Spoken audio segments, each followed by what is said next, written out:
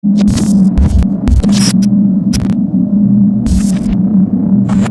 what's going on, everybody? This is James Hines, part of G Innovation. This is your boy Charles. And today we're going to be doing our first impressions and the hands-on on Injustice 2. And the stuff that we liked about it and everything else. So, First 24 hours. yep. So, what were some of the things that you were impressed with? Right off the bat, I'll say the first thing that hits you is opening cinematics and everything. The Batman walking up to the console and everything. Like the dark, gritty feel of it, like the start, like other fighting games coming right at you. Yeah. This is like dark, like okay, got some heroes fighting here. Like the It's dark. Injustice storyline. Yeah, it's still pretty grim, the gameplay, like just who's your favorite character? Like, no, who's the first character you jumped in with? Wonder Woman. Wonder Woman, of course. I mean, okay, coming from the first video game, and that they changed her completely, so that was the thing that made me pick her up. I wanted to know what they changed. Yeah, a few characters. Some of them from returning from Injustice 1 they did feel similar, but a lot of differences and changes. Not too many for it to be a completely new character, but you can feel the differences. Yeah, but so as far as for the first 24 hours, besides the graphics, I was impressed with was actually the size of the character roster and the diversity. Right. They do still have less female characters than male characters, but I mean it is increased by a little bit. But Slowly but surely.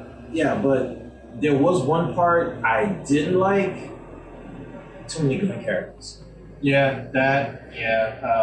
Harley, Joker has a gun. I won't count him, but Captain Cold, Deadshot. Deadshot, oh man. But is it gun characters or Just zoning. That's what's awesome. It feels like this game actually caters way more to a zoning character. Believe it or not, the first 24 hours we were playing, and we do have that video. It should be up on our channel, by the way. My thumbs are still sore. Yeah. But all you had to do was learn a projectile move and learn spacing. And technically, you could might as well say beat somebody at this game easily. They made this game a whole lot more meter. I gotta say it, not so much meter responsible, but meter dependent. They added. I'll say meter easy. Like meter easy? As in, it's easy to go multiple ways with using it. Yeah, but they only give you 4 bars, and the amount. As in, is easy to burn. Yeah, that's what. Like for instance, Injustice 1 didn't have a tech in the air. Now they do. Cost meter. They have a tech roll. Cost meter. Combo cancel. Combo cancels still cost meter. In fact, if most people remember from Injustice 1, any normal move that you did that did a combo that didn't cause kind of like a lock at the end, you could either press forward twice with the meter burn or back twice with the meter burn, but it costs 2 bars to continue a combo, extend it whatever way, or even for mix-up purpose. So all they did was, instead of making the bar longer, you got 4 bars. Some things cost 1 meter, some things cost 2. So you have to master meter management, which I would imagine some people are gonna do and other people won't, compared to casual. I'll say, competitive. yeah, you want to keep your hands, if you're playing with a standard DualShock controller or Xbox or whatever. Try to keep away from the trigger buttons, because whatever you're doing is easy. Like any day you could take that meter. Going against an hour. Now, the one thing that they added that was a part of single player mode that is actually interesting is the multiverse. I'd say that's probably one of the best things they added. I agree, because multiverse and the gear, but going to the multiverse, there's a lot of like mini tournaments or a lot of content there, and with the gear, you get the mother boxes and everything to unlock stuff. So, and each like tournament or each world is different, have different objectives, like things to do in the round, like land, 5 uppercuts, something like that. Yeah. So what the multiverse is, y'all, is if you remember from, let's just say, the most current, Mortal Kombat XL, their Tower of Strength or Tower of Power, whatever they call it, the multiverse, what it is they have multiple planets and all of them have their own timers. They also have their own difficulty levels ranging from 1 to 5. Each one of those planets or worlds have a different tower that I think the lowest I've seen was 3 opponents that you face, all the way up to infinite, depending on the planet that you go to. And they have different objectives. Certain opponents actually have minor objectives, so landing 5 heavy attacks within, the 3 player, or within 1 player or the 3 players. I want to say for the 1 player. I would say as every like it doesn't happen every match, but within 1 match you'll have like different. But what it is it's either going to give you additional credits, which is money that you can use to purchase gear in the game or mother boxes, as well as once you finish one of the strengths of the towers of strength, or whatever you want to call it, you complete it and it actually gives you some type of reward at the end. A lot of times they will tell you what the reward is. Other times they won't. They'll have a random. There are also like 3 different types of tokens. One's for currency. There's the regen token. Yeah. And the transform token, I believe. Yeah. So there's a lot of different ways to go about these, depending on what you're trying to do. And that's going towards the gear system, y'all, the regen and the transform token. Also with the towers, there's always a time limit to how long the towers are available. They're constantly changing, so every every time you log into the game, there's a new tower, a new challenge, more gear. So it feels endless. It gives you a lot of content, and that's what's, like you said, they've been building on from Mortal Kombat and Mortal Kombat XXL. So the gear system is actually pretty awesome, y'all.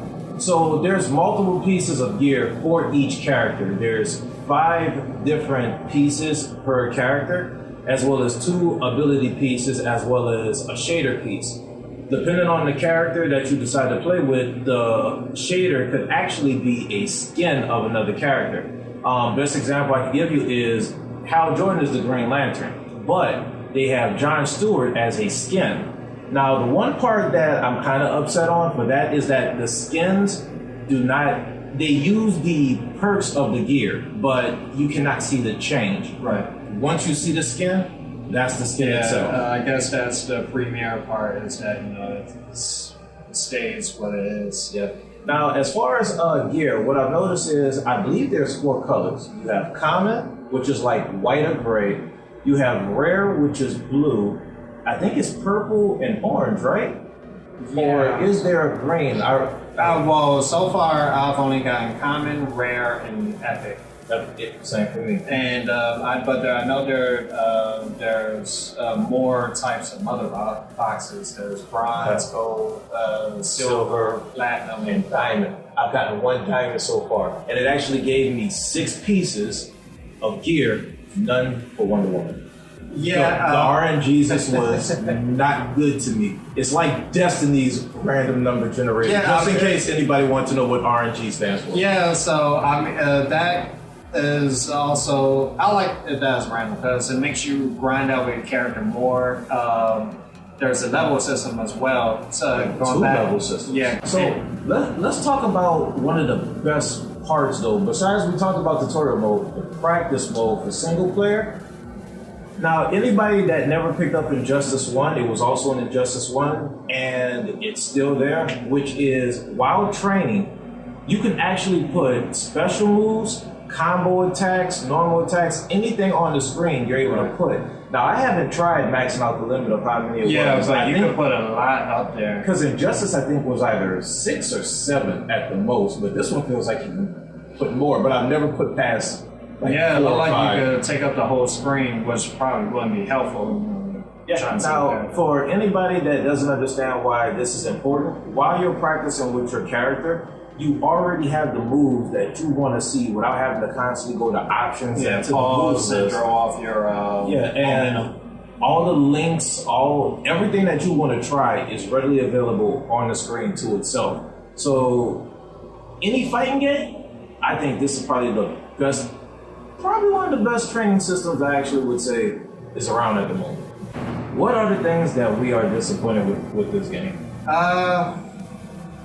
Well, one thing we already touched on was the zoning, how it felt more like really zoner friendly. So another thing that we were disappointed with, and we're not going to harper too much on this because we don't know what NetherRealm is doing, is the limited stages based off the amount of characters that they've increased from Injustice 1 to Injustice 2. Now, there are a lot more characters, way more than the first one. So what I've noticed is in the character select stage, you have the 4 stages in the middle that's near the randomizer. Those aren't stage transitions. They are just the stage by themselves, kind of like old Aquaman's old one from Injustice 1. But the stages on the outside are technically stage transition games, which I would guess that is considered another stage. So you could say roughly there's 8 stages? I think more than that. Or is it like 12? I'm not really sure. I but- don't really pay attention to the stage half the time. I just put it on random and just let the good times roll. And also, it doesn't feel like stages do look great, but compared to other stages, they don't like stand out from each other. Like the ominous Joker's, like a Joker stage with the carnival rides and stuff like that. Yeah. But you go right to Slaughter Swamp and everything kind of feels the same. So it's not much differences. I would say here there are more things probably going on in the background. Another thing that we was disappointed with, and unfortunately we did have a few things we kind of have to nitpick because we are comic book fans, is some of the cheesy dialogue. Yeah. Some of them are epic, but just others are, come on, y'all. But, so one of the things that we talked about that was Injustice 1, that we was wondering why it's there. Some people said they like it, but why is it there is that at the end of every round, when you beat somebody, they look like they die and then come back. Like that one, I can get, no, I can't. Like when you had like a great finisher, like you hit someone with like your super to finish them off, things like that, and that little get up and then get just fall down to your knee or sit down. Like, not that you lost like a gruesome battle, but it just that someone kicked over your playset or something like that. Just, I mean, I understand it's a comic game, and technically nobody dies, but at the same time, it's injustice. It's injustice. A lot of people die. Yeah, that's so- why we don't see a lot of characters are dead. I mean, and I'm some actually- characters in this game should have stayed dead, like I mean, scared. honestly, NetherRealm, I hate to say this, but Injustice storyline is the closest thing to Mortal Kombat. And coming from comics, in Injustice, people don't come back in the Injustice comics. So, maybe somebody should just stay flat. Probably the biggest one out of the disappointments, and this one might actually have a valid reason, is that this game, once you actually start getting used to doing combos, meaty burning at the right time, the chip damage. This game is a high damage game, and they have it to where you can chip somebody to actually finish the match. So going on to that one then, what are your favorite and least favorite outros then? Well, yeah, like I said, one of them is Black Adam. Like I think is like, just the ultimate like look at me now type. I like Captain Coates. Like who hearing more and more of his dialogue. Not too bad. Yeah, I see Captain Coates. I feel like some things are homage. Like you hear like one move was called Prison Break. So you get like a little thing. I like the little things. Like little things are hint to like characters or actors. Like, do you want TV to tell shows. them? Do you want to tell them why Captain Cold and the Prison Break move is so stands out so much for you? Well, if you don't know from Legends of Tomorrow or Flash, the character Captain Cold, like it's like so well beloved when he got killed off. They keep bringing him back. And of course, he went back to work on Prison Break. The actor. Yeah, the actor. So they had little things, stuff like that. Which I wonder, from what we've seen, could they mention stuff, like other show tie-ins or possible movie tie-ins, like things coming up? That might possibly be because, surprisingly, they got 2 movies coming out and we don't have no movie skins. But I mean, I'm pretty sure they're saving that. I'll say around like after Wonder Woman probably gets something. Maybe Suicide Squad characters or something. I mean, I feel I couldn't tell you. Because if they're going to do one movie, they'll do everything for the movie. Well, true. I'm guessing they're going to save that for the jail. Yeah, that's what I was thinking. Yeah. So for me, Black Adam's up there, but of course Wonder Woman. Yeah. Of course Wonder Woman. If you don't know, James is. I think he's a Wonder Woman fan. I'm not sure. Yeah, maybe. But thank God there's shaders. Oh yeah, the shaders. So. The shaders, we both got the Ultimate Edition, so it came with God shaders and Demon shaders. And their alternates. And they all look pretty good. Some people look better. I hate to say it, some people, or majority of the roster, looks better in Demon. Yeah. I mean, I would say probably personal preference, but I've feel that way too.